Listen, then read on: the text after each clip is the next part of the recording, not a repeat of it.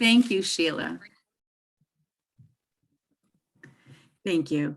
You're welcome. It is Take such a pleasure to be here today. When we think about this event, we think about the fact that it's been over 20 years that we have held this legislative forum in an opportunity to connect our disability community with our legislators. It's been such an important annual event held at the Mass School of Law with over 100 attendees year after year. We are seen, we are heard, and our voices are important and valued as constituents of all of our community legislators. We have missed this advocacy opportunity the last couple of years, may I say COVID, but this was our opportunity this year to say we still want to get our voices heard and be able to link. Next year will be 2023, and I hope we're back in person. And I actually hope that we're going to need a bigger venue because we have so many voices that are ready and willing to share their important information for our legislators. So that's so exciting. I also want to mention really importantly is that we are a recovery learning community as well as an independent living center. We're the only independent living center that has both the recovery learning community and an independent living center. You're going to hear that difference when you hear our voices because we have really worked hard and continue to work hard. This work is not over. It is only beginning sometimes about breaking down the silos between disability community, disability language, disability stigma, and we're breaking down those silos. And you're going to hear that today, especially in this most important topic of housing and homelessness within our community, the most vulnerable community that is awaiting opportunities for change. So the agenda today is to have that consumer voice heard, to have the legislative voice heard, and to be able to leave here with a feeling that we're moving one step ahead every single day. Okay, with not any more further ado, let me now introduce two key people from one, Heidi McCormick from our Independent Living Center, and Mike Berggren from our Recovery Learning Community. Their insights are going to be critical for all of us to hear regarding housing. So let me turn it over to Heidi and Mike. Thank you. Thank you very much, Jan. My name is Heidi McCormick. I'm the manager of the Community Supports Program. It's so nice to be here with everyone this morning. We're gonna actually do something that's kind of fun. Everyone will have an opportunity to participate in a poll question about housing. So Sheila, can you bring that up? Absolutely. Thank you. Here we go. Okay, so I'll read the question and the answer choices. How much do you think a person would need to make a year to afford the average market rents and utilities for a 2-bedroom apartment in Massachusetts? Choice 1 is $30,591. Choice 2 is $50,576. Choice 3 is $75,382. Choice 4 is $90,233. So we'll give everyone a minute to pick your choice. About 50% of the people have participated so far. Wonderful.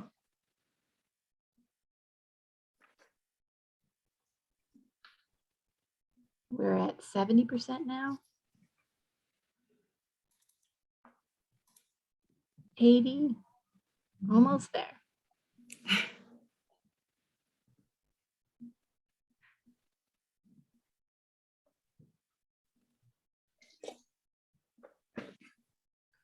We're about 82%, Heidi, and it doesn't look like any more people are answering.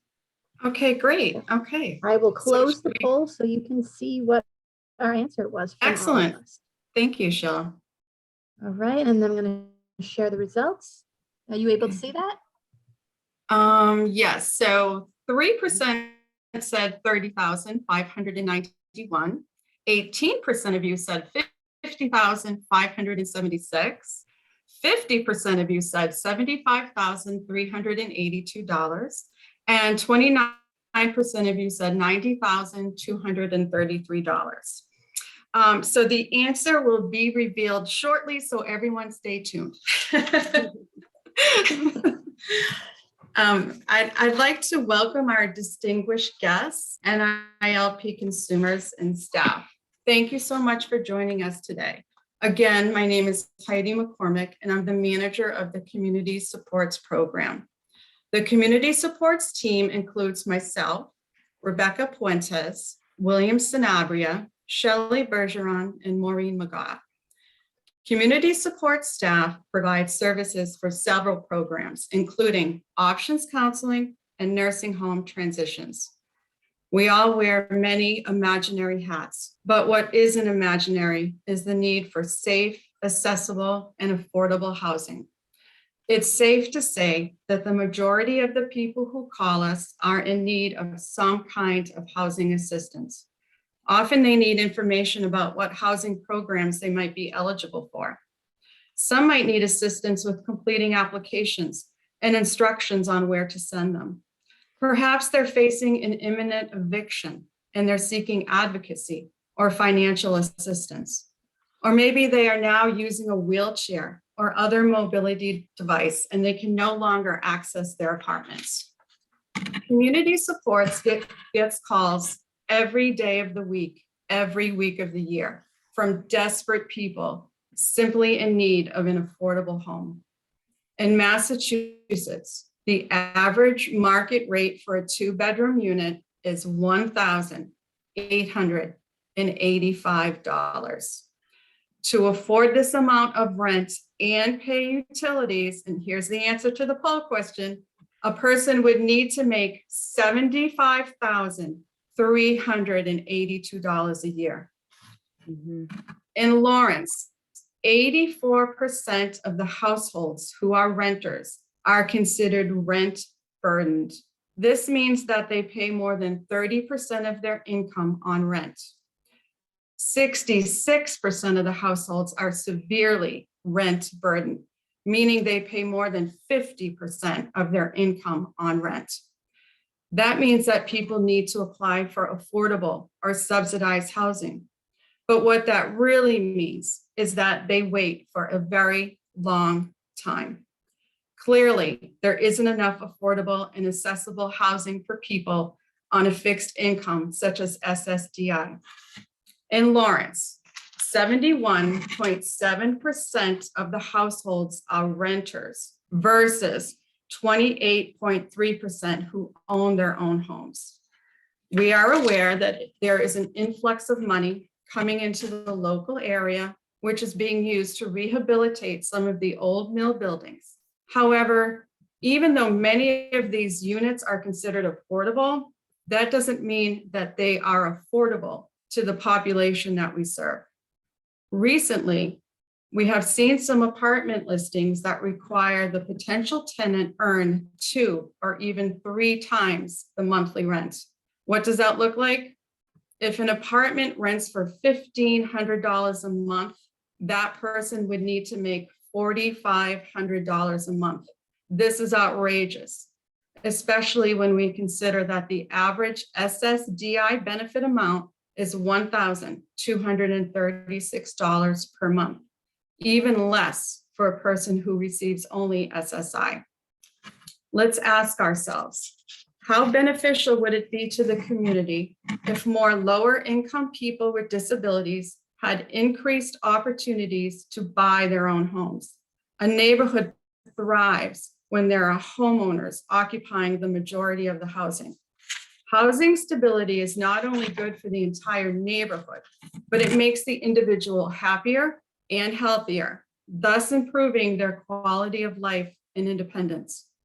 We all can acknowledge that there are many more subsidized and affordable housing programs than in the past, but it doesn't keep up with the pace of the numbers of people with disabilities wishing to live independently in the community of their choice.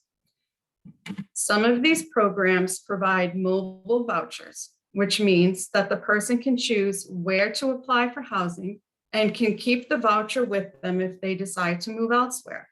This seems like an ideal situation, but there are more obstacles than ever when trying to utilize a voucher. Here are some recent experiences that our consumers have had when trying to use their long awaited for vouchers. They see a listing for a vacant unit that happens to fit within the payment standard for that city or town where they want to live. For those that might not know, the payment standard is the maximum allowable rent or subsidy that the voucher will cover. As an example, the payment standard for a housing voucher in Lowell for a 1-bedroom unit is $1,359. Good luck is needed for a person to find a unit at that price. Next, the person calls the landlord or the rental agent to inquire and accidentally lets it slip that they're going to be using a voucher. Suddenly, that unit is no longer available. We all know that it's against the law for a landlord to discriminate against a person with a disability or a person who has a Section 8 voucher, but that doesn't mean that it doesn't happen. In many cases, the discrimination happens covertly. Landlords are hesitant to rent to tenants with vouchers for a few different reasons. One reason that I know of is the inspection process usually required by the issuing housing authority. Often there are repairs that must be made and re-inspected before they can allow the tenant to move in. This process takes time and money, and meanwhile, the landlord can't rent out the unit. I would like to see an incentive for private landlords who agree to accept vouchers, more than just a tax break, but something that provides instant gratification. The potential landlord might be more willing to go through the process of renting to a voucher holder. Once a landlord sees that this tenant is no different than any other tenant, perhaps that will make them more open to the voucher process, which will increase opportunities for other low-income voucher holders. Let's also consider the obstacles that are often present when a voucher holder who is deaf tries to contact the leasing agent or property manager to schedule a tour. Let's consider the person who is blind and can't physically complete the necessary paperwork. Let's think about the person who can't use their hands, who is given a stack of forms that must be completed before they can even schedule a tour.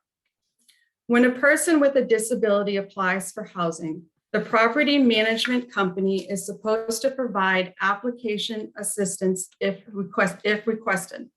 I have seen these requests get ignored or rejected. Increased training for landlords, property managers, leasing agents, and housing authorities should be offered to raise awareness of the needs of people with disabilities and voucher holders. I'd like to thank everyone who took the time to listen to me today. I hope that this gathering helps to promote fair, affordable, and equitable housing for all, and leads to a change in attitude, resulting in more opportunities for people with disabilities. Thank you. Thank you, Heidi. My goodness, what's sobering statistics. Let me now introduce Mike Berggren from our Northeast Recovery Learning Community so that he may talk a little bit about the homeless perspective of housing. Mike, take it away, please. Thank you very much, June. My name is Mike Berggren. I work for the Recovery Learning Community, a part of NILP. I'm a certified peer specialist and a recovery coach. I am someone who is in recovery myself. I am out on the streets in Lowell and in Lawrence and in various other areas. I come in contact with a number of people and have befriended people throughout the 10 cities, throughout the streets and the alleyways, and throughout the shelters of Lowell, throughout various agencies and providers. And I would like to share just a couple of experiences, specifically just to what it is my role is and what I do. And honestly, what I hope more people will look to do See, I am, I suppose, what would be labeled a recovery worker. You don't need to be in recovery to do this type of work. That is a common misconception. It is a common misconception that you need to have information that is personal to you, that is your experience, so you could go and support someone, to sit with someone who may be struggling with substance use or mental health crisis, disability, homelessness, developmental disorder. It is often that misconception that causes the separation that I see in the society, where people suddenly have these opinions of the other, of this worthless group of people that are out in the streets, you know? And we meet people where they're at. And it's a very simple concept. Wherever that person may be, they do not necessarily have to be in recovery, quote unquote. They can be someone who one day wants a new life. They are making changes. They are making a positive change for their future, for their present. And whatever that looks like, it looks different to everybody. So for an individual that experiences homelessness, one of the greatest barriers, beyond the systemic barriers, beyond the structural barriers, are the personal barriers. The anxiety that comes from trying to figure out exactly what to do. How do I get out of this? How do I find a solution? What's the point? And the self-indoctrination that goes on with this. There's people in Lowell that have been living on the streets for 10 to 15 years, if not more. There's people that have been living out there in their 20s for a couple of years now. They're so accustomed to this. There's no rules when you're out in the streets. You know, aside from, you know, hiding away from police and local law enforcement, you get to do what you want. You get to live your own life. But the problem is, what gets lost for so many people that I see is their humanity. They forget, and other people look at them as though they are trash, as though they are just discarded human waste. And I would like to speak for them, because I myself, what you're looking at, as well as those who are incarcerated and those who struggle with substance use and have mental health disorders. I am a person who is a felon. You're looking at and hearing from a felon right now. People have all these ideas about who a felon is, what a thug is. You're looking at it. You're hearing from this person. And I want you to know that so many people who are coming out of incarceration are facing the exact same challenges. Their options are often to go to a shelter if they do not have the proper supports put in place. Just like individuals who are on the streets, the supports are emergency services, are shelters and soup kitchens. Talking about inclusionary zoning, you know, bringing in the idea that it is beneficial to support individuals who are low income. Low income does not determine a lower human value. It just doesn't. Individuals are struggling, especially since COVID, as June said. But the other part of it is an understanding of what harm reduction is.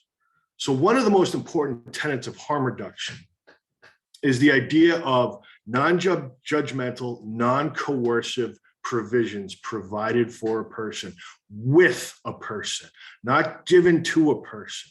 Specifically, it is often used for substance use, but in this case, it is the same for housing. Asking people what they would like, because so often, and even in my experience, when I was released from incarceration, or simply I was moving someplace different, there were no options. And, you know, obviously there's personal accountability for me too. I accept that. But when there's no options available, and I walk through Lowell and I see dozens of abandoned buildings, and I see dozens of abandoned structures in Lawrence, and I see all these places that hold property value, but they're being used to cater to maybe students, which is fine, that's great, right? But there's so many people why is it that we place this value on individuals who are doing well, but the individuals who are not doing well just get swept aside and ignored? They're just thrown in the trash. And some people, the perception is that some people can't be reached. But is it that? Or is it that the effort required is actually very difficult to process? I've sat with individuals on the streets out in front of the old courthouse in Lowell, right past one of the UMass Lowell parking lots, right? And I've sat with individuals while they injected drugs. And I just sat and listened to them because I wanted to know who they were, not what their addiction was. I didn't care about that. Now, for me, I come from a very judgmental mind. I do. I've had a very judgmental mind. So I had to learn from people on the streets what they wanted. To have one day be able to look up and have safe housing, to have lighting, to have a bathroom access on the streets, to be able to look out a window. The very simple things that I often take for granted. I'm not talking about, a glamorous lifestyle, just simple provisions. Harm reduction is a big, and I'm going to provide some information as well, because there have been studies in Canada where there's the combination of both harm reduction and housing that have been incredibly successful. There's a program in Boston called the Victory Program that provides outreach to individuals with substance use challenges, with mental health, with HIV, hepatitis C, who have been on the streets, who have been incarcerated. They've helped a number of individuals. There's solutions out there. There are solutions, and we truly need to get together and talk about them, to think outside the box, not just to stay within these systems that we've kept for ages. We need to discard these. We need to think differently. So I'm going to end right there, and I appreciate your time very much.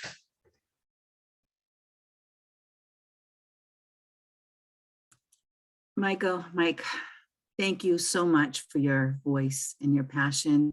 I am honored to be part of your team, honored to hear your voice. And I'm sure that that powerful opportunity to be heard, I hope it makes a difference, because I know every single day you do make a difference. You make a difference in Lowell, you make a difference at NILP and in our Northeast Recovery Learning Community. So thank you. Thank you so much. All right, let's now turn it over to our legislators.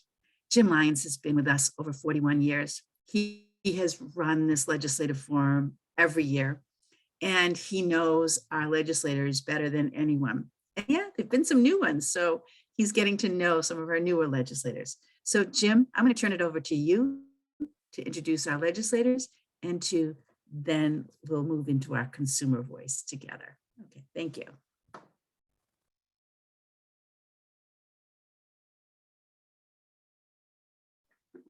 Morning. Hi, everyone. And I want to express my appreciation to everyone who's spoken so far. You've done a great job. And I have to say that I've been taking some notes and learning some very important things from you already this morning. And I'm sure everybody else is as well. As you know, I'm Jim Lyons. And I've been here working with Northeast Independent Living Program since November 1981.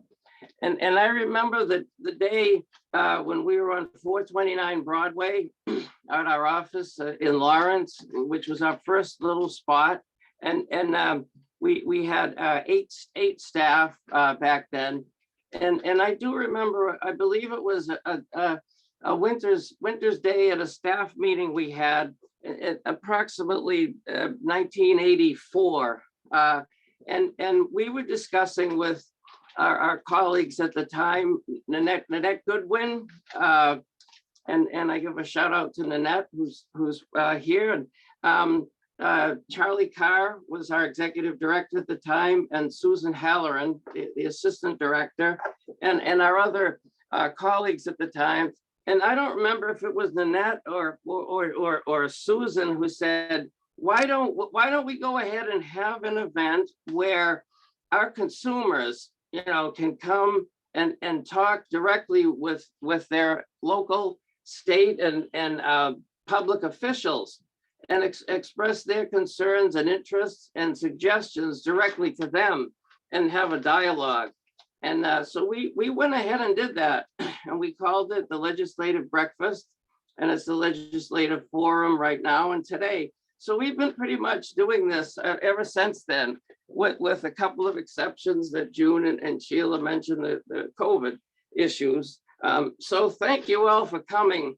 And I hope you enjoy our model, which is the ability of people, who participate in the program, as well as staff, because remember, we are consumer controlled. And that means that what we do is greater than 50% of our staff board have to be people with disabilities. So we're consumer controlled. So staff and consumers express their concerns, and we have the opportunity for you to speak up and ask questions and express yourselves. So anyway, without further ado, thank you for listening to me for a little bit of history, and I hope you found it interesting.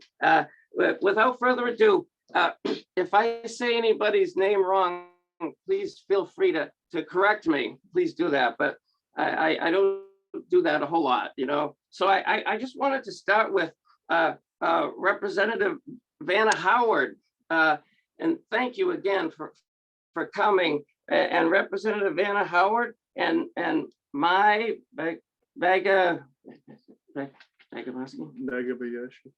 Nagabayaski are here, and I invite you to say a few words to our program participants and constituents at this time.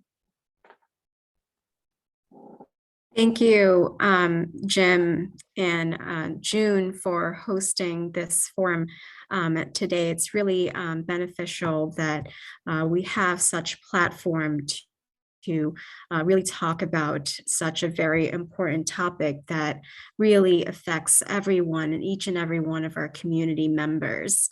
My name is Mai Nagabayashi. I am Representative Vanna Howard's legislative aide.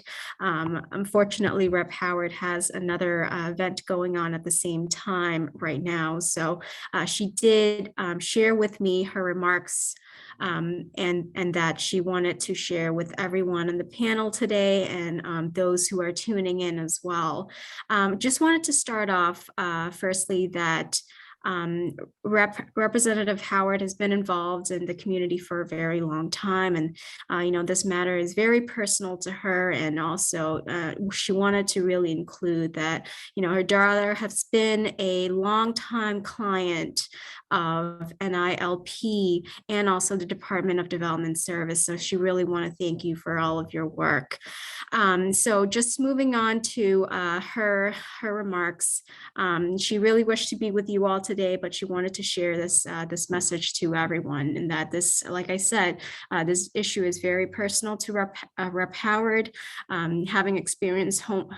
So I will be speaking, on her behalf, having experienced homelessness with Rep. Howard's daughter, so my daughter, many years ago. We need safe housing, especially with handicap accessible, ADA compliance, transportation. The disability community of our vulnerable residents, they need everything that we need. We need to approach this matter with empathy and compassion. Just last week, Representative Howard joined the Joint Committee on Housing Chair Jim Arciero to visit the Lowell Transitional Living Center, the shelter here in Lowell, and the legislator is working to get increased funding for them on the upcoming budget debate. So she's really grateful for the advocacy from our housing advocates, our providers, healthcare institutions, our nonprofit and philanthropic leaders who are committed to transforming our homeless response system and advancing long-term housing solutions throughout our region.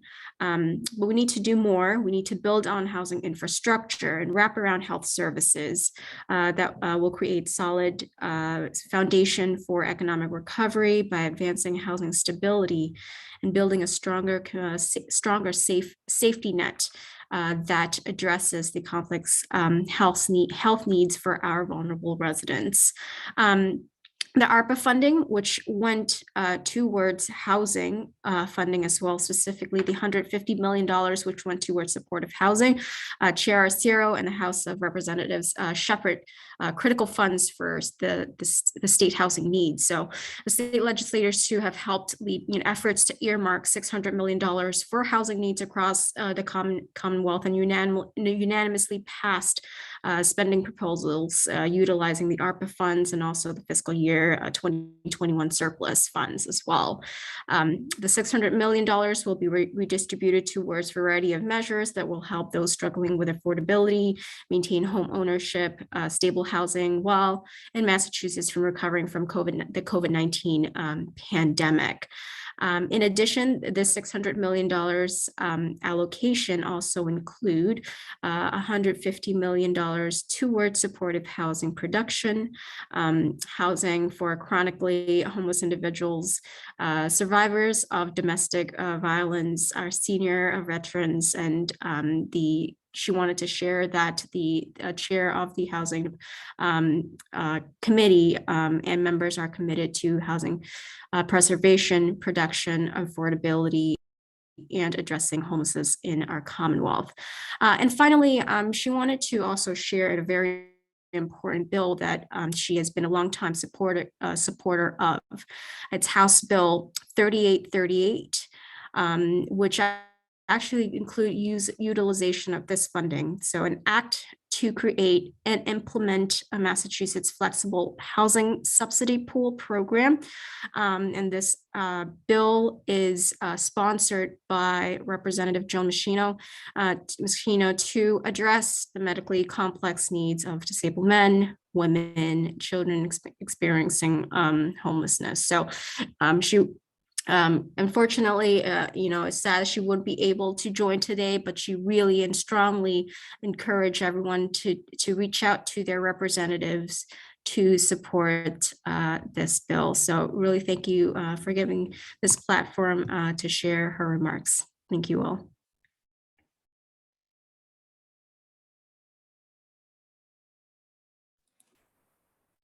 Thank you. Thank you, Maya, and thank you to the representative. You've provided a great deal of positive support and great information to us. Thank you for coming this morning to be with us and the representative and all of your support. And that's an absolute fact.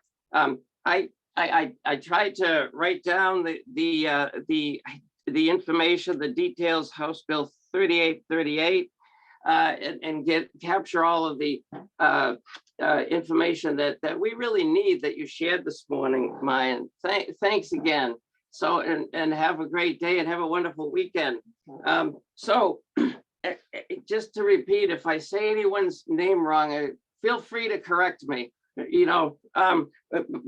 next, I would like to introduce our great contact again, and one of our two supporters for, I'm trying to remember how long, at least 10 years, and this is from Senator Diana DiZoglio, and Tom Arsenault is here this morning, our wonderful friend, and always there when we need us, and there's so many great things I could tell you, but let me introduce Tom Arsenault. Tom? Can you guys hear me? Yep. Oh, great. Yeah, I was having some technical difficulties there for a moment, but I'm back online. Well, thank you so much for that introduction, Jim. And I'll be very brief in my remarks. I am here on behalf of State Senator Diana DiZoglio and the biggest message that I just want to convey is our absolute support for NILP and all the programming that you guys do, and just all of the initiatives that we've talked about today. I actually just want to give a brief shout out to an attendee that I see on the call, Brian Coppola.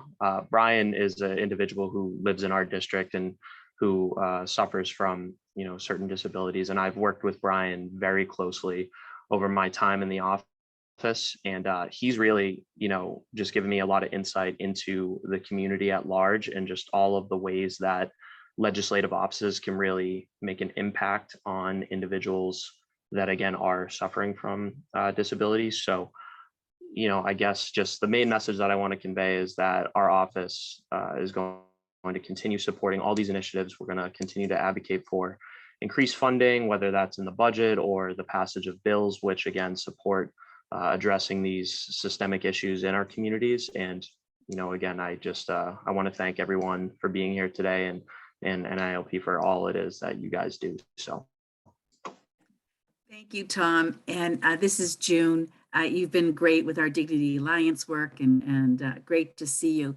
I'm just going to interject, Jim, for a second, because I did hear from Representative Minicucci is in transit and will not be able to speak, and it looked like Representative Baranowski was also unable to speak due to some of the technical challenges right now. So I just wanted to mention that. And I think we're just going to really need to keep it really tighter because I know that we want to get to our consumers' voice as well. And if the legislators could just introduce themselves and say just a couple of very important cogent messages, similar to what Tom just did, which was very short and helpful. So Jim, please go ahead and introduce the remainder of the folks who are our privileged guests today from our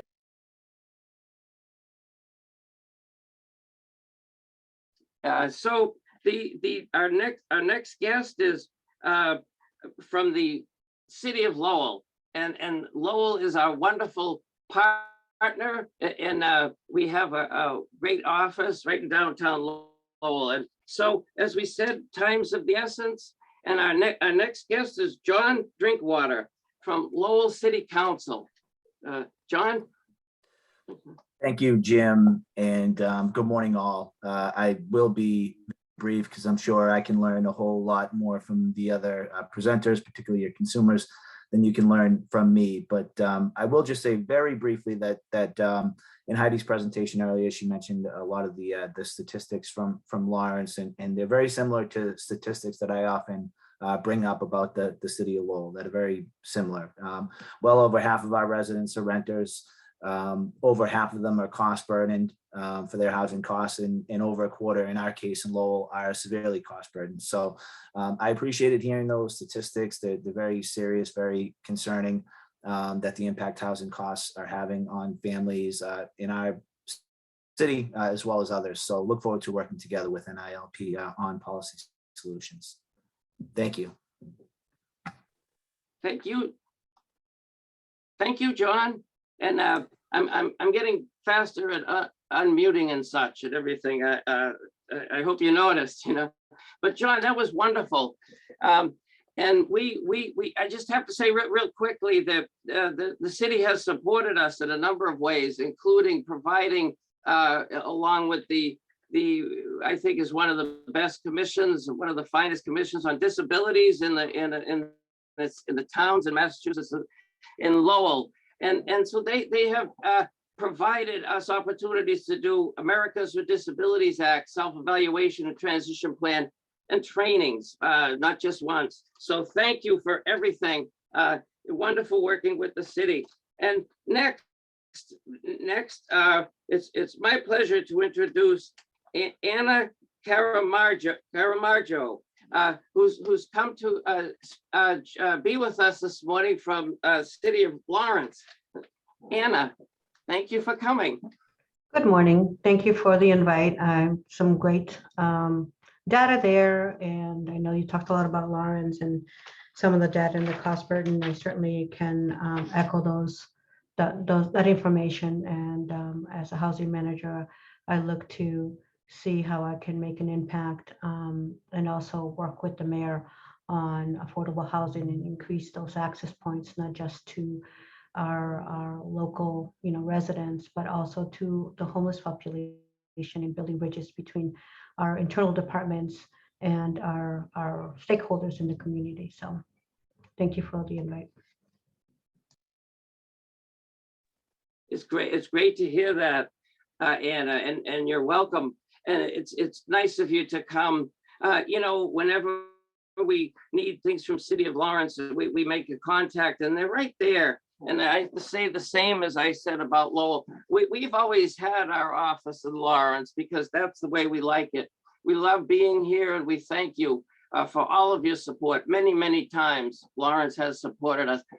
They started with a grant that you gave us for a down payment to buy our building here on 20 Ballard Road, which we like to say is a model of barrier-free environments. But thank you. And next, to keep things moving nicely, thank you. I'd like to introduce Fran Stanley from town of Groton. Fran? Fran is not here today. I think he might not have been able to join us, Jim. Okay, thank you, Sheila. Sorry about that. So our List over here in the chat. So our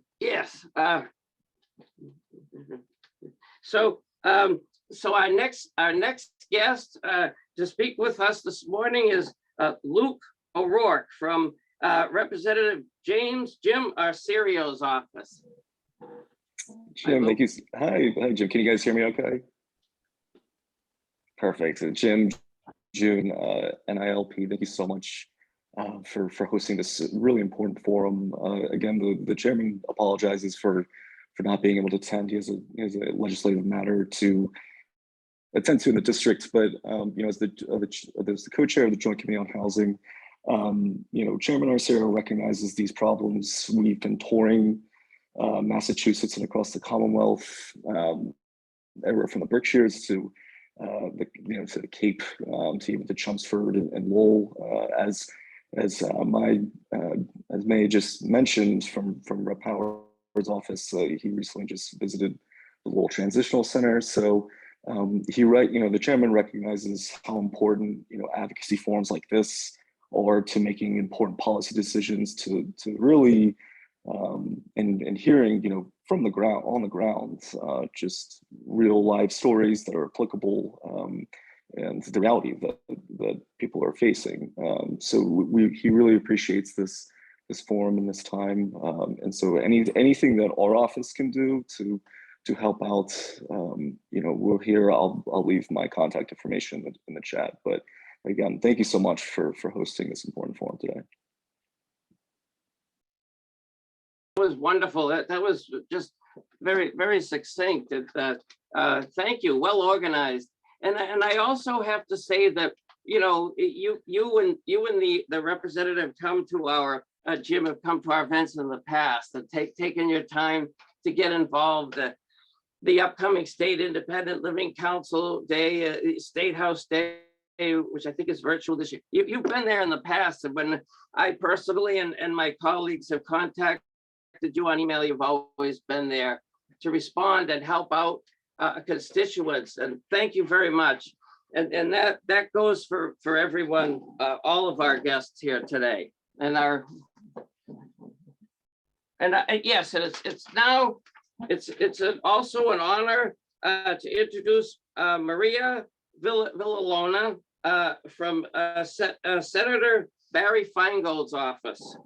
And I have to say, the senator has also done quite a bit of work, and your staff for independent living. And is Maria still here today, Maria? Hi, I'm not able to take off video, unfortunately, but okay, right. So hi, everybody. My name is Maria Villalona. I'm Senator Feingold's legislative aide. Unfortunately, the senator couldn't be here with us today, but I'm happy to be here and just appreciate all the work that you've been doing, especially in our city of Lawrence. And thank you so much for having us.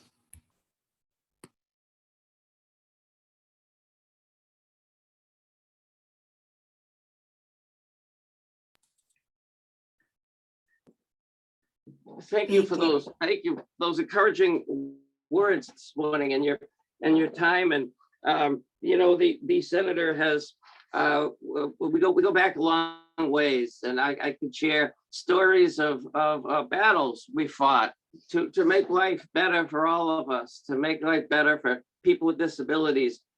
Barry was there for us. Thank you. Next, I'd like to introduce Lauren Noonan from Representative Tram Noonan's office. And once again, I can't say enough for all of the great things that she's done for our consumers, the constituents here this morning, and everyone who looks at the tape later. Lauren. Hi. Sorry, I also can't start my video, but I'm just an intern here on behalf of Rep. Wynn. Thank you so much for having us.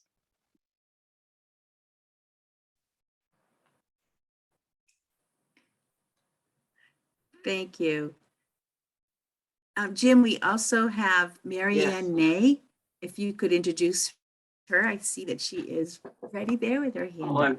Thank you, June. I'm very excited to introduce Mary Ann Nay, whom I've known for a very long time, and she is the legislative aide with Senator Bruce Tarr's office and the select board chairperson in Boxford, if I may say. Thanks for coming, Mary Ann, this morning. I'm excited and happy to see you.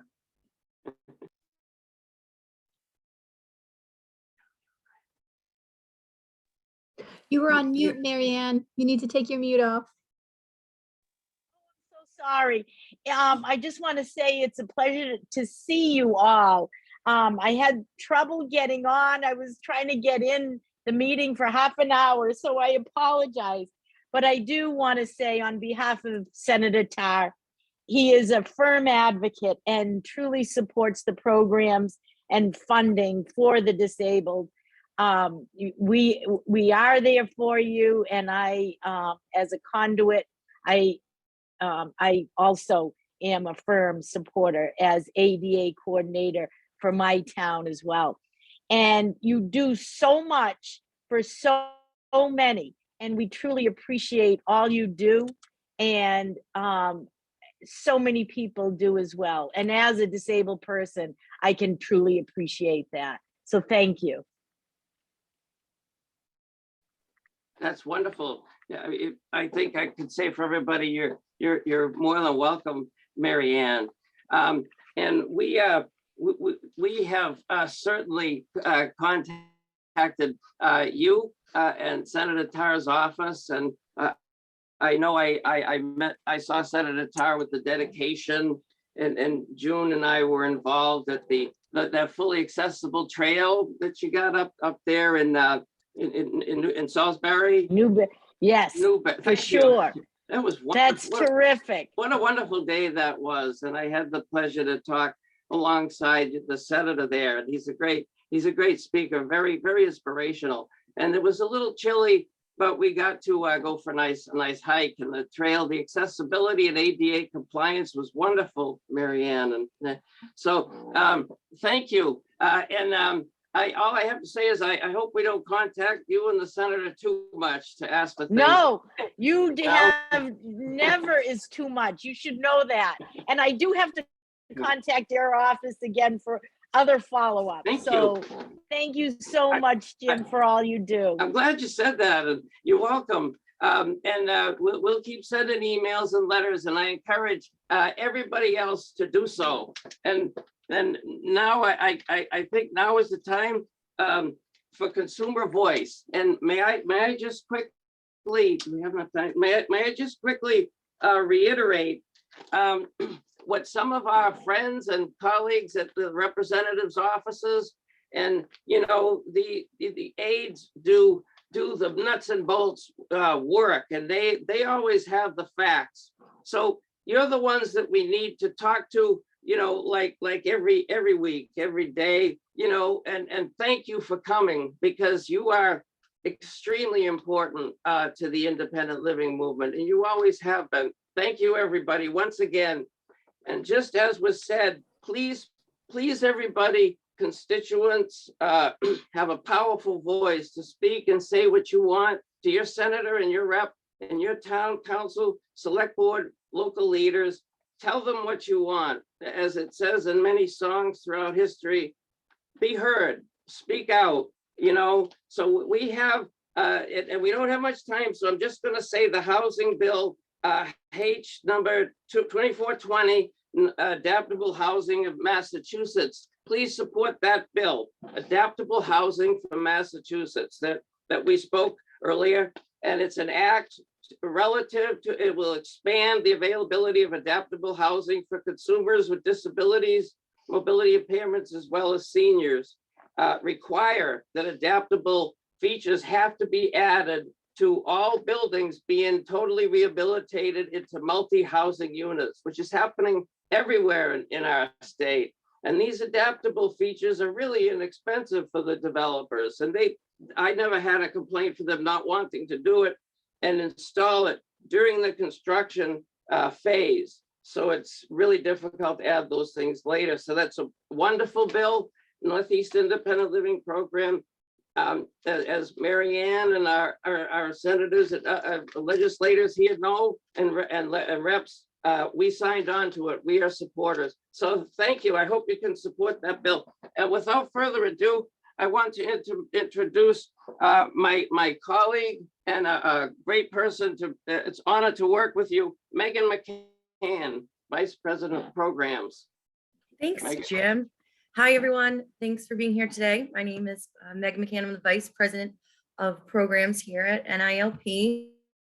I have the privilege of introducing our guests that will be speaking. So we have some individuals that did register prior to today's meeting to share their stories. If there's anyone else who would like to speak that hasn't already notified us, if you'd like, you can put your name in the Q&A or in the chat. And then if there's time at the end, we will certainly give you that opportunity if possible. And just a reminder, if you are calling in, you're going to want to press *9 and raise your hand if you would like to speak. So I would like to introduce our first speaker, who's Joe Kuja.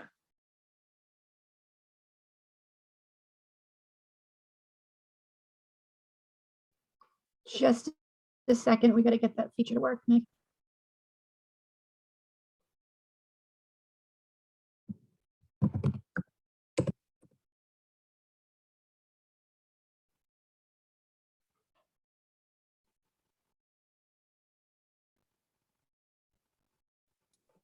Can you hear me now, Meg?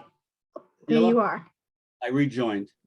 Okay, I was gonna say, I thought we just lost you because I could not find you, Joe. I'm good. Can you see me? Can you hear me? Yes, we can see you now. Good morning. Fantastic. Technology works now. Beautiful Excellent. thing. Thank you. First and foremost, thank you, June, Maggie, Jim Lyons, the whole NILP team, Heidi, Allison, everybody that's there, Sheila, Mark, for the opportunity again. I don't know how many years in a row this is that I've spoken as a consumer. And the good thing is that on Zoom, I'm not shaking as much as in person. It's a beautiful thing, you know what I mean? Because this is an emotional opportunity for me to speak to you all. Thank you to the legislative personnel that are here, the supporters, et cetera, and thank you all.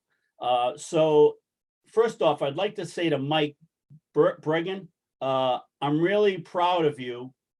And, you know, sitting back and listening to you talk, I thought was absolutely phenomenal.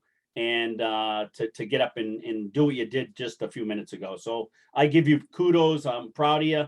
Keep the faith, keep the good road, and do the right thing. And it sounds like that's what you're doing. So thumbs up to you, my friend. Okay. So I'll tell you quickly my story. My wife and I met in 1981. I go through the same thing every time. So if I get emotional, I apologize. But like I said, this is emotional to me. We met in 1981 in high school, started dating, got married in 1985. We had 2 wonderful children. And then in 2009, you know, we had a great life. Work was good. My wife was a bakery manager at Shaw's. for 20 years. I worked in sales for the years from home. And my wife had a severe stroke due to a brain aneurysm surgery that went incorrectly. So we went from riding a Harley Davidson the day before to my wife now faced with challenges of disabilities that we didn't know what were going to be at that point in time. That was July 8th of 2009, which is the worst day of my life. So 272 days later, we brought her home with the help of NILP. I got to tell you, it's 13 years later, and I still to this day use them as a resource for anything, any questions that I have for anything, equipment, PCA services, et cetera, et cetera. And I'm so appreciative of the group that is, that is together here as NILP. I'm a Lawrence resident, born and raised. I grew up in the North Lawrence area, so I still live here. So full story, July 8th, 2009, the stroke, Mass General, Northeast Rehab in Salem for 272 days, Wingate Andover for 3 weeks, and we brought my wife home. Fantastic, scary, not knowing what we faced, the challenges of now my wife being disabled with a wheelchair, bringing her home. To this day now, where we got involved in Mass Health, and we've been using the PCA services, personal care assistant services, for 13 years, which has allowed me to function, to support my household, to work every day, and not worry about my wife's needs every day when I leave and go out the door to a meeting or to a business trip or what have you. So to the legislators out there that are listening, the importance of the bill to support the funding for personal care assistant services. I can't even imagine not having this, because I don't think I could ever work enough and make enough money to support having PCAs take care of my wife here at home. So fortunately with the Zoom, I was able to put some numbers together that I think are really important. Over the last year, for PCA services that that Mass Health has spent, it's been about $65,000, and I have 4 of them working for me, and they go different shifts, multiple shifts. And again, I'm very fortunate and appreciative of this program. For 6 months that my wife was in the hospital, it was the total bill. I actually look back at it because I think it's a very important factor. And this goes back 13 years. It was $393,000. So for the fraction of the cost to Mass Health, to the state of Massachusetts, and everybody else, I'm able to, number one, have my wife at home where she's comfortable, but number two, save the state and the Mass Health program so much money, which I think is, I never did this before, and I just did it this morning. And I think it's a huge factor for you legislators to think about. And that's just me. That's just my personal usage as a consumer. So right now, 13 years later, my wife is still disabled. We have rehab with her every week. We have 3 wonderful grandsons that we share with June Cowan. To be honest with you, she's my son-in-law's mother, believe it or not. Talk about a small world, right? And we missed you last night too, and I hope Francis is okay. But long story short, I couldn't imagine not having this program to support having my wife at home. Over the course of 13 years, if I wasn't able to take care of her and she had to be put in a facility, the state of Massachusetts and Mass Health would have cost them an exuberant amount of money. So I think it's very important that the legislators think about this, make note of these numbers, and take that back and really push to make sure these bills stay in place. So I thank you so much for the opportunity, Megan, June, Jim, Allison, Sheila, Mark, the whole team at NILP. Again, you guys know what I think of you. I call all the time. I'm not shy. These programs that they support and the people that they support are so needed in this community and other communities. I can't say enough about it. So please, please, please continue to support these programs and NILP. And I sincerely thank you all for the opportunity to talk. Thank you so much, Joe. You are welcome. And I hope everybody enjoys your day and weekend. And thank you again. Thank you very much, Joe. Thank you for sharing your story. You're welcome. Certainly is powerful, and the data really is certainly eye-opening. So thank you for the specific information. All right, so the next person that we have on our list is Katherine Mcwinney, which I do not see in the panel, in the attendee list, but I'm not sure if she's on the phone. So we'll just give it a minute or so. If not, we'll move on to the next person, Sheila. Yes, Kathleen, if you are either of the participants on the phone, can you raise your hand so that we can allow you to speak?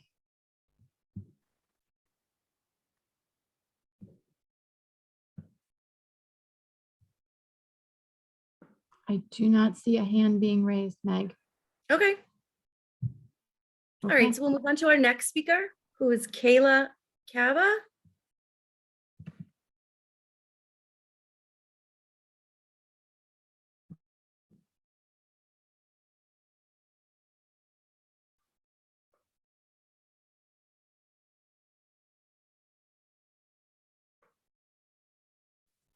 Great. Hi. Welcome.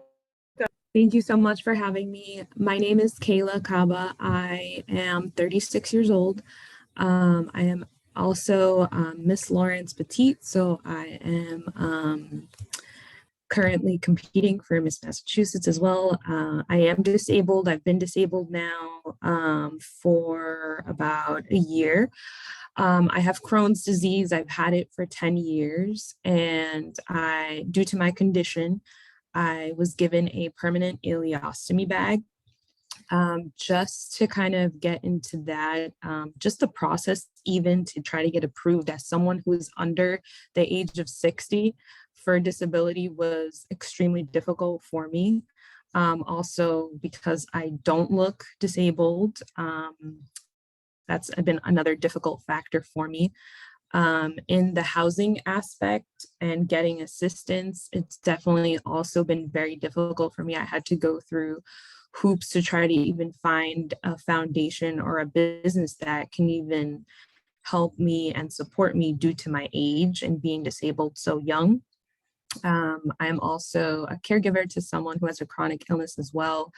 I would definitely say financially, being disabled has been very, very difficult. I'm very thankful for all the sources that are available. I definitely feel there's not enough, and there's not enough, I guess it's not clear where I can even go to try to get these resources. I've done a lot of work on my own. I'm hoping there's certain things out there that I'm still looking for and in need of that I haven't been able to find. I have a lot of like doctor's appointments I'm still in need and trying to get a PCA at the moment. It is definitely something that I need. But again, like I said, I'm not sure of where to find all of these resources as well. And in the housing aspect, living with a chronic illness, and again, being so young, I find that landlords are a bit more difficult to kind of believe me in needing the help because, again, my disease is an invisible illness, so I do not look disabled. I think that's pretty much it. And I thank you guys all for the time and for listening to me. Thank you. Thank you so much for sharing your story and your experience, and best of luck as you continue on, through the pageant process. We have your contact information from registering for this event. So myself or Heidi McCormick we will reach out to you and share some resources and certainly get you connected sometime next week. Okay? I think it'll be great.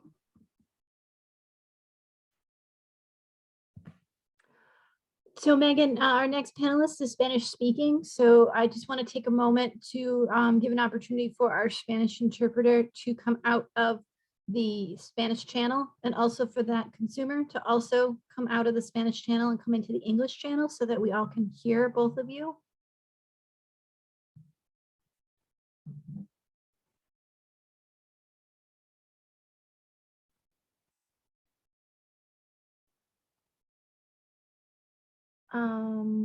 Candace, if you can Made her a panel. yeah, make her a panelist, that would be fantastic. And promoted her to panelist. I think she just needs to accept it. Okay. Okay, this is Narda, correct? That is correct, Narda. Okay. Our Spanish interpreter, are you in the main room? Yes, I can hear you. Okay, great. Just... So our next guest is Narda Tiburcio.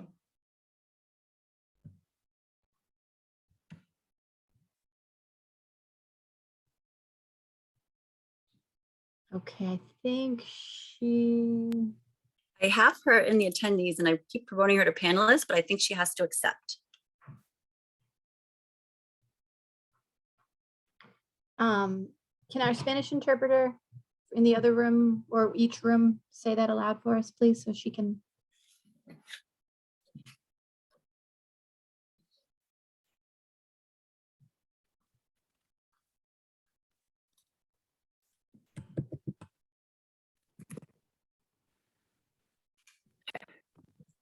Oh, where'd she go?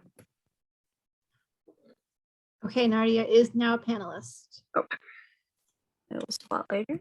Let's just find you, Nadia. I asked her to start her video so I could stop it.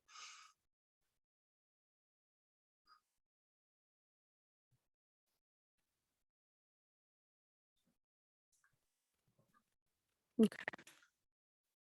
Here we go.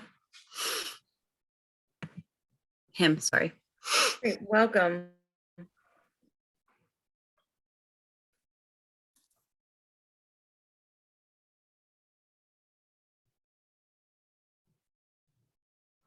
Días a todos.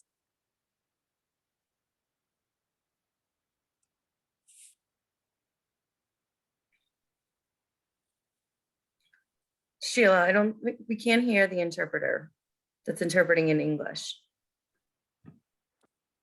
No. No, that's interesting. I can hear you. What channel are you on, interpreter? Do you have an off option? No, only the host can hear. If any, do you have an English? What channel are you on, Meg? Oh, I have no idea. How would I know that? As far as I understand, everyone should be able to hear our interpreter as long as you're on the English channel. But you know what? I'm going to take you off as an interpreter. You are Christy. There you go. Let's try it now. You're no longer an interpreter. Oh, can you hear me now? Mm-hmm. Okay.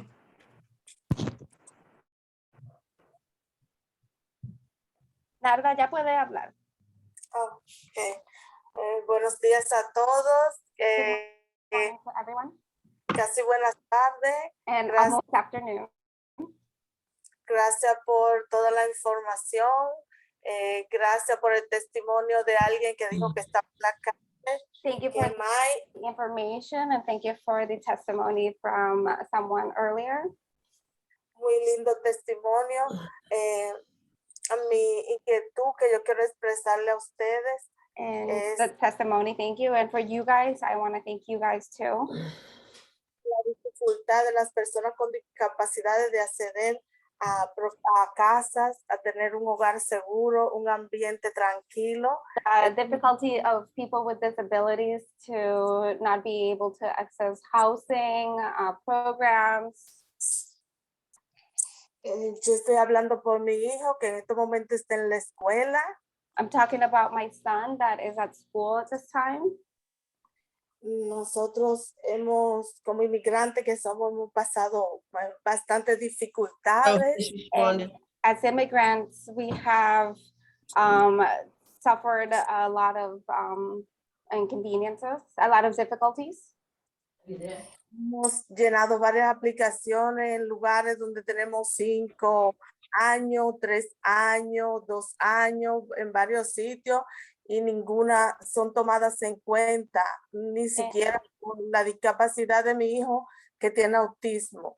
In various places where we filled out applications 5 years ago, 3 years ago, 2 years ago, and we haven't really heard anything. And it's been, you know, even with my son who has autism. Yo quisiera que el testimonio de todo lo que hemos estado aquí se ha tomado en cuenta por las autoridades competentes para que tomen más en cuenta a las personas con discapacidades. I would like that the testimony of all of us here today can be taken into account by all of the legislators, so that we can all get to help people with disabilities. También otra cosa es que Because you know why? madre de un niño con discapacidad. Another thing is, you know, being a mother of a son with a disability. Es algo que yo pienso que es primordial. Mi hijo va a cumplir 21 años. I think it's something that is paramount because my son is going to turn 21 years old. So, lo siento, 22 I'm años. sorry, 22 years old. Entonces, yo pienso que a las escuelas, si las autoridades competentes, los legisladores, los senadores, deberían de impulsar más a la escuela para que los niños con discapacidades le puedan potenciar más sus habilidades. I think that schools and the people who are competent in this area, the legislators, the senators, can really work hard in these areas. Cuando el niño salga de la escuela, que se vaya a insertar a la sociedad, ya tenga identificadas sus habilidades y pueda ser más útil a la sociedad. Well, so what do you say? Don't do it? I do it. When my son, you know, when the child gets out of school and is going out into the world, into the community, that his abilities, his or her abilities can be fully identified. Eso es todo y gracias por la oportunidad. That is all, and thank you for the opportunity. Great. Thank you so much, Narda, for sharing your experience and your story as well. As I said to the previous Nadia, por compartir su historia. To the previous guest, myself and Heidi McCormick, we will certainly be following up to ensure that you're connected with all of the different services that NILP is available to offer. So thank you very much. Thank And Meg, if you could give us a second again for Nadia to be able to get back into the Spanish channel and for me to put the Spanish interpreter back in there. Just give me a quick second. Thank you so much. Okay, great.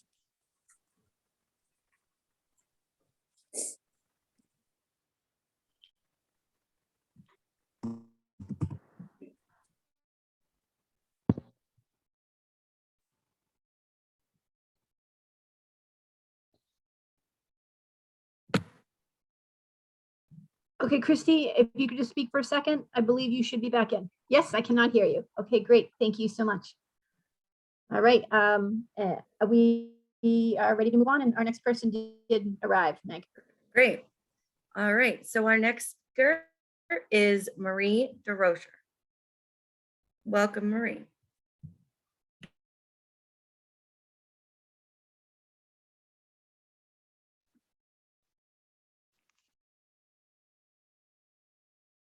Hello, everyone. I'm going to go ahead and use the ASL interpreter. My apologies, I'm in my car right now. It's where I'm getting better reception. So my name is Marie Deroser, and I work at Deaf Inc. in Lawrence. Also, I'm an independent living specialist. And I just want to share briefly about some of my consumers that I work with on a daily basis, and they do look for housing. And most of my consumers, I would say probably about 99% of them, English is their second language. So that is a barrier. And that does require help in filling out applications. And most of them just don't understand the process that entails, looking for an apartment from beginning to end. And especially the laws related to accessibility, door flashers, knockers, strobes for fire alarms, interpreters. So when we put down on application that apartments need to be accessible, that can be a barrier. Again, a huge percentage of housing programs don't follow what is on the application and what is required by the ADA. So there is a lot of advocacy involved in working with these consumers.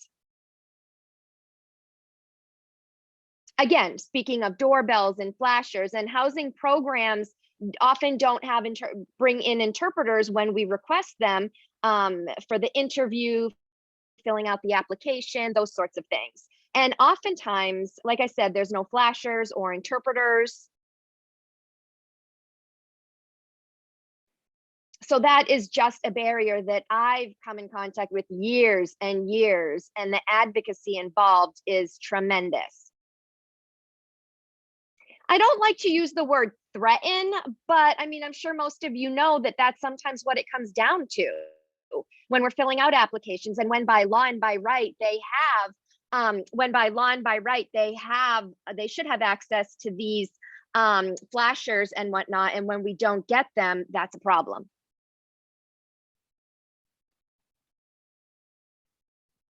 And one last thing I wanted to add is my consumers who are looking for subsidized apartments, obviously they can't afford the rent and need some assistance, and they need that certification every year.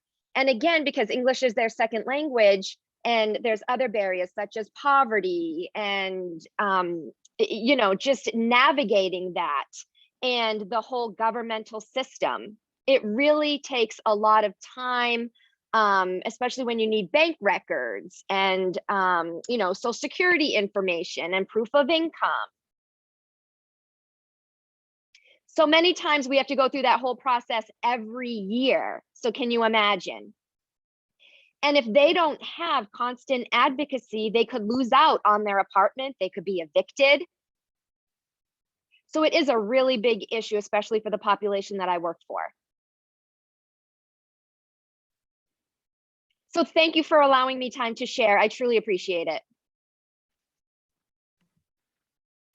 Thank you, Marie, and for sharing and for all the work that you do to support our shared consumers. You know, we hear you, the community sports team, and you know, Mike and the RLC team, everyone that works in housing certainly can appreciate your concerns and the challenges.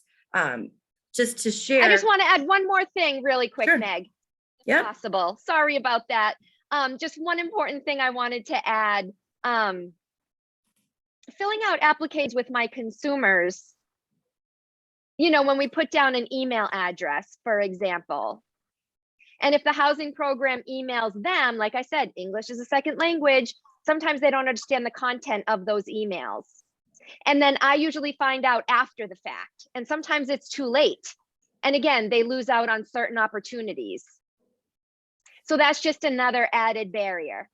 So sometimes it's better to use snail mail, as we call it. So they will actually have letters that they can bring me. So sometimes I do give my address and my email. It tends to be more more effective, but still it's not 100% foolproof.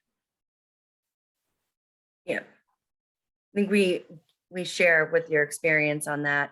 NILP does host housing workshops, and they are in we have English and Spanish workshops as well. So I would encourage, Heidi and I can follow up with you after this, and certainly can invite some of your consumers if they're interested in participating. We can work together to sort of break down these barriers. Thank you. Thank you. It's nice to see you, Marie. Thank you. You as well.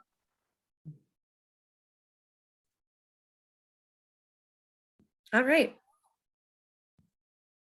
So we will go on to the last speaker that we have listed. Again, as I stated earlier, if there is anyone that is interested in speaking, there will be an opportunity. At the end, please just put your name in the chat so you can notify Sheila, who is monitoring it. But at this time, I would like to introduce Frank Baskin. Oh, thank you, June, for inviting me. My name is Frank Baskin. I'm a social worker, live in Lowell, and I've worked with older adults and people with disabilities for my entire career. And there are a couple of experiences that I've had that bring me to where I am today. I've worked as a social worker in a nursing home and had families sit down and talk with me after they've admitted a family member to the nursing home and tell me that I think they were a terrible person, that I think they were awful, because I promised, they said, they promised to their family member they would never bring them to a nursing home. And they would cry and sob with me about how terrible they were for having made that decision. I've taken care of him or her, and now look what I've done when I've promised. And so it became clear to me very early on that many people, including their families, did not want to be in a nursing home. They wanted to stay home and they wanted to be housed in the community. I've had another experience too that I want to tell you about. I've been in nursing homes where there are many people in their 40s, 50s, or 60s living in a nursing home because we closed down institutions around the state. And so instead of having someone in an institution up in the hill or out in the woods, we had them in a nursing home down the street or around the corner. But they were still institutions. I saw people who would dress in their slips all day, sit by their chairs, the shades were drawn, the lights were out. They were still institutions. And it took several things to change that. First, a court case was brought against the Commonwealth of Massachusetts called the Rowling case. And the state of Massachusetts was forced to spend money to provide services and housing for folks that was affordable and accessible in the community. And that's what happened. All of these folks who were living in nursing homes who didn't need to be there were housed in the community with proper housing, affordable housing, and accessible and wraparound services that made it possible. And then one other thing happened more recently. The state was able to get money from the federal government for something called Money Follows the Person. And NILP has what's part of that program now. And I saw even more people. I saw people who were quadriplegics leave a nursing home and live in the community. I never thought that would be possible, but it was, and it has happened. I've seen people with combinations of behavioral impairments and physical impairments leave nursing homes and be provided for in the community and living in the community. Yes, immediately it cost the state some money, but in the long run, the state was no longer paying for nursing home care or institutional care. It cost a little bit at the beginning. Yes, it did. But in the long run, it did not cost. And so that brought me to several things that I want to talk to you about that I hope our legislators can help with.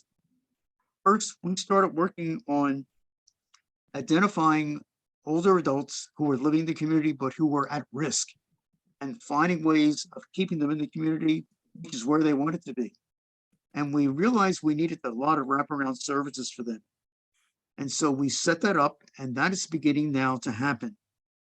And so there are people who are at risk, who are older adults, and there are people who need help in the community, and we're keeping them out of the emergency room, we're keeping them out of hospitalizations, and keeping them out of nursing homes. And they're much happier, and their families are much happier with them in the community.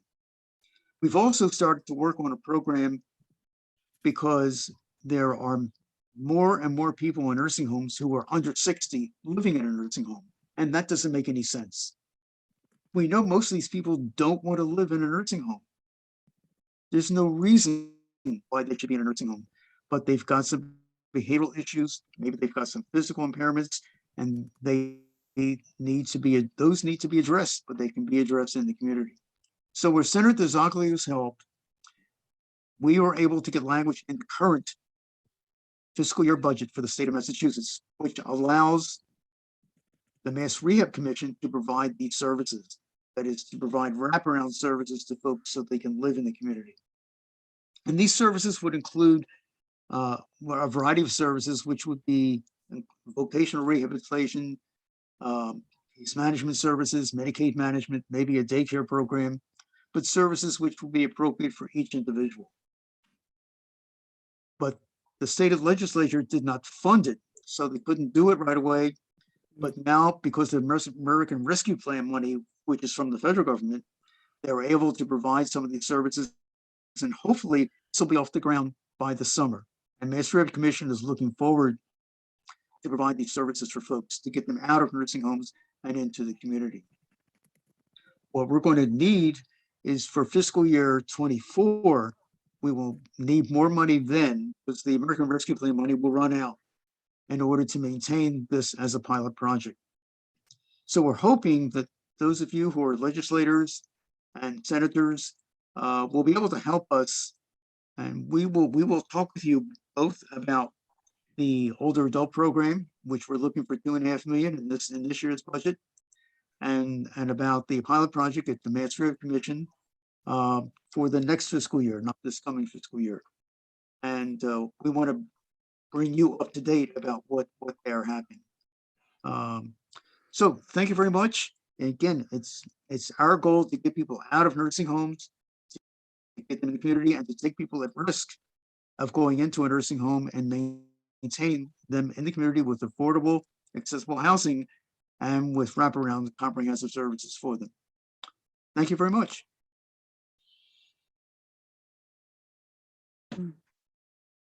Thank you, Frank. I know you've been working a lot with June on the Dignity Alliance project, and thank you for speaking about the MFP program. That is one of the most, I think, rewarding programs that our staff see. Really being able to give people the opportunity to live as independently as possible. So thank you for highlighting that, and thank you for all the work that you do as being an advocate for the community. We have some additional persons that would like to speak. So at this time, I would like to introduce Carlos. Sheila, is that right? I believe Carlos said his wife would like to speak. Okay, Is wonderful. that correct, Carlos? Welcome. You are on speaker. You are on mute, Carlos. We cannot hear you. Okay. Hello. Can you hear us? Yes. Yes, we can. Oh, okay. I would like to speak on behalf of my husband. My name is Michelle. We're from Lowell. We're a family of 3. We have a young daughter. She's 6 years old in school right now. I just wanted to talk about a situation. We did get accepted for Belvedere Housing in Lowell back in January 2021. And then, we set up a meeting and everything, to bring in all our information. And then they gave me a call back. I was out of work due to COVID because my daughter was out of school at that time. What do I want to say? Oh, and they called me back and they told me that they needed to talk to my old employer to see if they'll give me my job back once my daughter's situated back into school. So they contacted HR and they told them no. So they called me back and they said, unfortunately, we cannot give you an apartment. You have to go back down on the list. But they never gave me any options to like find another job, you know, in the meantime, so that we can get our housing. So now we're stuck, you know, at square one again. Right now, my husband's working with a housing specialist from Carroll Center of the Blind. She's trying to help us out get into disability housing at this time. So I don't know. I just don't think that was right, what they did to us. You know, they got our hopes up and everything. And it's so hard. You know, I just received a new job. I'm going to be working as a paraprofessional in the Lowell Public Schools. I haven't started yet, but I will soon. But it's just been so hard because, you know, my daughter needs care also. You know, my husband's legally blind, so he cannot work. And I just want to thank you all for, you know, inviting us to this and being able to, you know, tell our story. Yes, thank you very much for sharing. Thank you. And as I had previously stated, we certainly will have one of our staff members from our community supports department follow up with you both sometime next week to really ensure that you are connected with as many resources as possible. Okay, thank you. Thank you. Yeah, absolutely. Thank you. All right. So Sheila, next up, do we have Brian? Is Brian available? Brian, you put some stuff in the chat, so we wanted to give you an opportunity to speak. Brian Coppola. I should.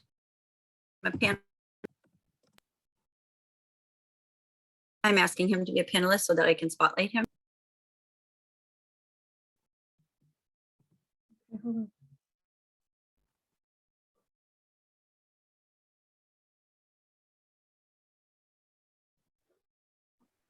Okay, I'm unmuted. Can you hear me now? Yes, we can hear you. Thank you. Okay. Okay, yes. I'm speaking because of yes, I have once been put to a top of a waiting list, okay, in a housing authority in Watertown, because they deemed me a resident there because I went to Perkins School for the Blind. And then what happened was, my mother had recently died, and I went to tell them that there were changes now that I needed the housing. And all of a sudden, I found out that since there was a computer conversion, and that since the old commissioner left, they put me back at the bottom of the waiting list.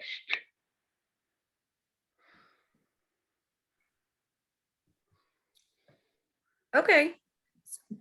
Well, what we can do, Brian, is we can follow up with a phone call. What we can do, thank you for sharing your story.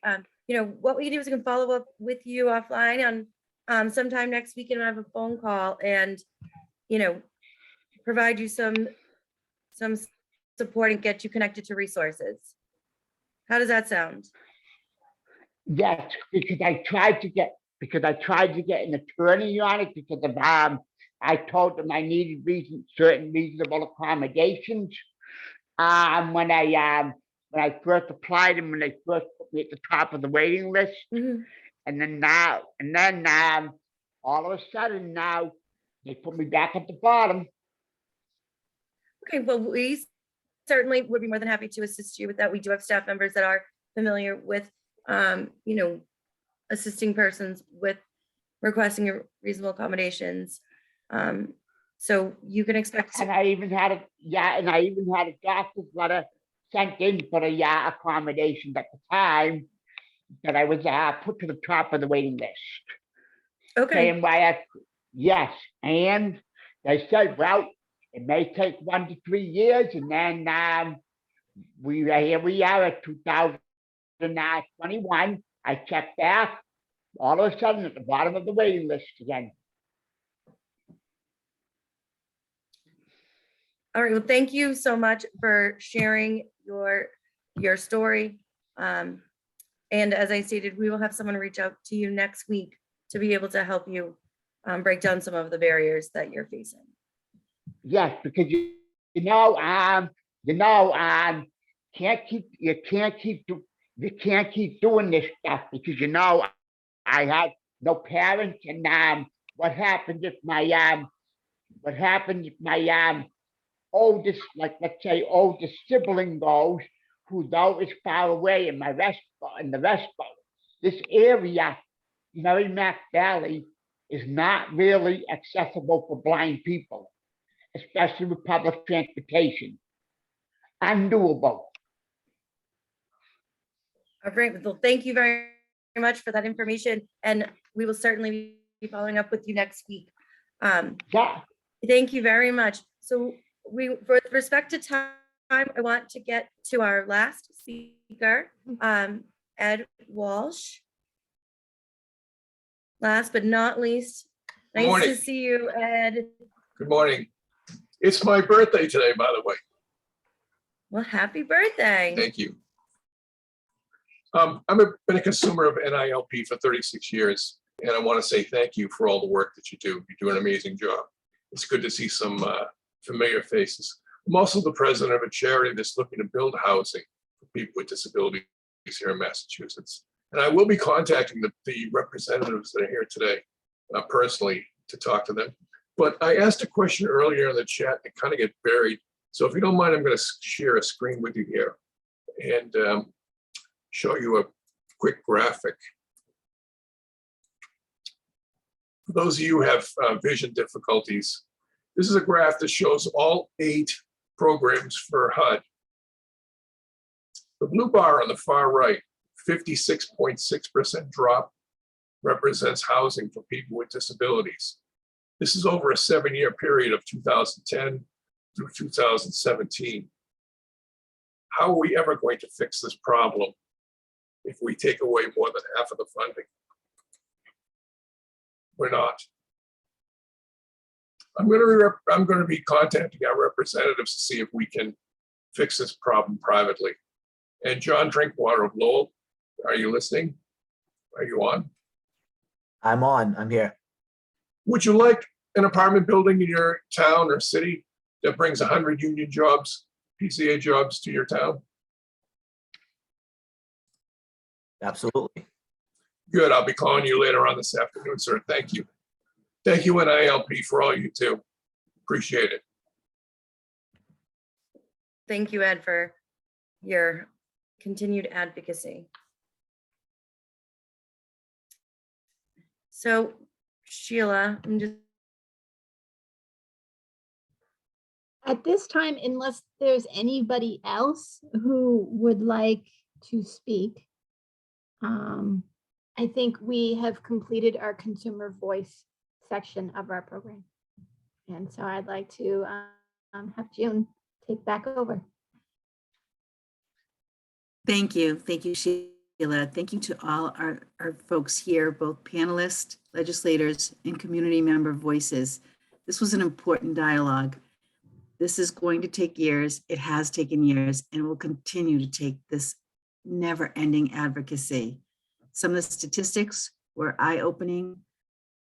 And I think that that's important, that we look at the housing issues from all these different perspectives, whether it's accommodations, whether it's new buildings, whether it's new charities that are involved that have new ideas that we could perhaps all get behind, or whether it's really looking at the other factors of wraparound services, just transportation limitations for people with disabilities in the housing communities of their choice. There are so many issues that all intertwine and are really part of the bigger challenge for all of us to work together. It is not a singular issue. It's not a singular disability issue. It is an issue for all of us. So with that in mind, and with all the voices we heard today and all the great speakers, I really appreciate your time. Thank you, and go forward and continue the fight. It's a good fight. Thank you.